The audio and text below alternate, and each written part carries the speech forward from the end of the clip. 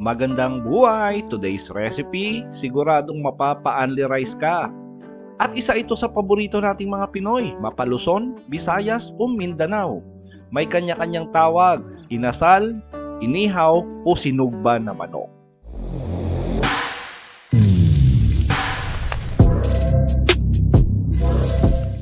At umpisa na natin sa paghiwa ng ating manok. Yung manok na gagamitin ko rito ay 1 kilo.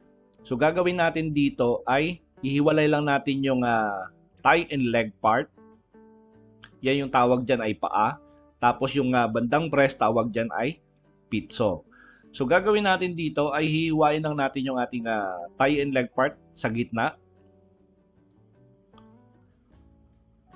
Yung pinaka-challenge kasi natin dito pag nag-iihaw tayo or nagsusugba tayo ng manok, nagiging bloody. Ngayon, yung technique dyan ay tamang paghiwa. So, pag nahiwa na natin sa gitna yung ating thigh and leg, tatapyasan natin to or tawag natin slit hanggang dun sa buto ng ating manok. Mula leg part hanggang sa thigh part, tapos press natin ng konti para lumapad yung itsura ng ating thigh and leg part. Yan yung sikreto para hindi tayo mahilawan at para mas mapabilis yung pag-iihaw natin ng ating manok. So inulit lang natin yung procedure. Hiniwa natin sa bandang buto. Tapos pinrest natin para lumapad. Ngayon yung breast part naman. Yung breast part yung pinaka critical dito, yung bandang ribs. Yun yung kalimitan yung nagiging bloody. Pero yung breast part naman, dahil white meat yan, so napakadali lang lutuin. So sa bandang kilikili ng manok, may malaking cartilage dyan. So yan yung hihiwain natin at babaliin. Tapos hiwain natin sa gitna yung breast, tapos ipipress din natin para lumapad.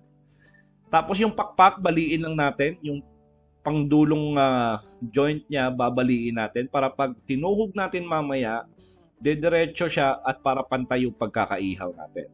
So, yung joint ng pakpak, tapos hiwain sa gitna, tapos press natin para lumapad, tapos yung joint do sa pakpak, baliin natin.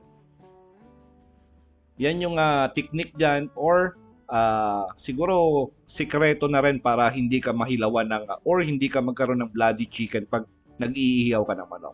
Handa lang natin yung ating marination. Naglagay tayo ng soy sauce, tapos naglagay tayo ng spiced vinegar, tawag dyan ay sinamak. Tapos lagyan natin ng bawang. At lagyan natin ng luya. Yung bawang natin medyo coarsely, hindi masyadong pino yung pagkakahiwa. At yung ating ginger naman ay hiniwa natin sa strips. Tapos nagpitpit lang tayo ng tanglad or lemongrass. Pinitpit natin para lumabas yung aroma at saka lasa. Lagay tayo ng asin.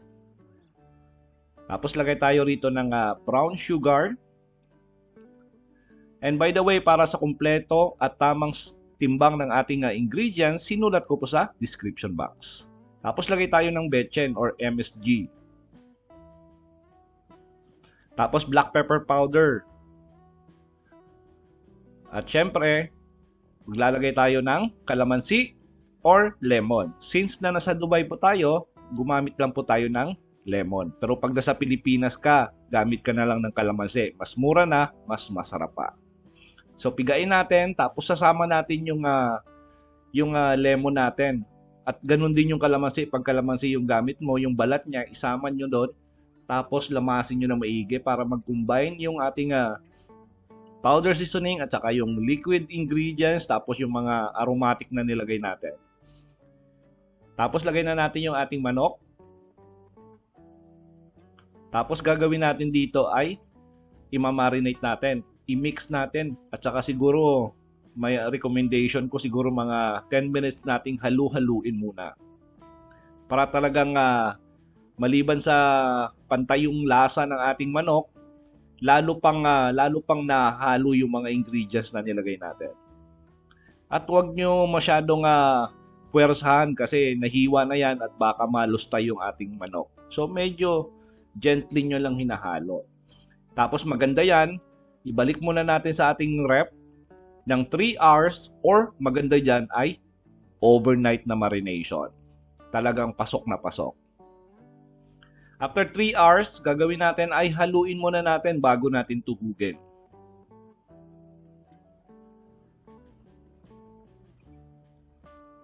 And take note, minimum of 3 hours yung marination para pasok na pasok yung ating mga ingredients, yung ating mga seasoning na nilagay. Or mas maganda ay overnight. At tanggalin na natin yung mga tanglad, yung mga luya na dumidikit dun sa ating manok, hindi na natin isasama sa hiwa. So, umpisa natin sa leg part, tapos diretso mo ng tuhog. Pag naramdaman mo na yung ribs, itodo mo para malak yung ating barbecue stick doon. Para pag inikot natin habang iniihaw, hindi siya iikot-ikot doon sa barbecue stick. Kailangan mo tamaan yung buto. Tapos yung pitso naman natin, umpisa natin doon tuhugin sa gitna ng dalawang buto sa may pakpak. Ipasok natin yung ating barbecue stick doon. Tapos sa gilid ng pinaka-kilikili ng manok. Tapos dire-diretso mo na yan. Tapos palaparin mo na lang yung pitso mo. Napakadali lang yan. So pwede na, pinainit na natin yung ating grill. At syempre dito sa Dubai, bawal yung mausok sa terrace or sa loob ng bahay. Kaya gagamit na lang tayo rito ng electric grill na smokeless. So nilatag lang natin dyan, pinreheat na natin yung ating ihawan ng mga 10 minutes. Tapos latag lang natin yung ating inihaw na manok. Tapos balik rin natin after 2.5 minutes. At maganda niyan pag medium heat lang yung gagamitin nyo. Huwag nyo biglain kasi sunog na sa labas pero bloody pa yung sa loob. So 2.5 minutes lang natin tapos ikot naman natin sa kabilang side. Tapos yung marinade natin kanina, tinabi natin yung iba doon. Tapos yan muna yung iba-brush natin. Yung unang glaze natin ay yung marination mismo para lalong pumasok doon yung mga seasoning na nilagay natin.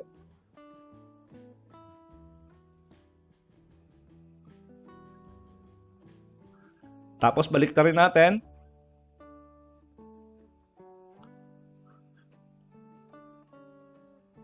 Then yung other side naman lagyan natin ng marination. So sigurado walang duda, talagang pasok na pasok yung lasa ng ating marination doon sa ating manok. Tulad ng sinabi ko, iti-turn nyo lang yung manok nyo every 2.5 minutes. So approximately iihaw natin to for 20 minutes.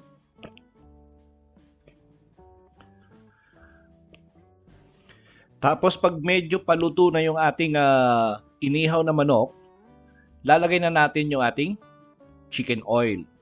Yan yung magpapa-glossy ng appearance ng ating manok. At the same time, yan yung magbibigay ng orange color doon sa ating manok at magdadagdag linamnam pag kinakain. Ngayon, sinugba, inihaw, yan po yung term pag nagluluto ka gamit yung uling, tawag dyan ay sugba or inihaw. Ngayon yung inasal, yan yung naman yung term ng niluto mo sa uling, inihaw mo sa uling, pero tinuhog mo sa barbecue stick. Yan yung inasal. So, inasal means tinuhog. So, pero halos pare-pares lang yung mga term na yan. Tapos lakasan na natin yung ating apoy for 5 minutes, magkabilaan 2.5 minutes at pwede na natin iserve yung ating napakasarap na sinugba na manok. At sinamahan na natin ng plain rice, nilagyan natin ng chicken oil, fried shallot, pwede kayo gumamit ng fried onion or fried garlic. Tamang samahan ng toyo, kalamansi, sili, nako, magsaing na marami at siguradong mabibitin ka.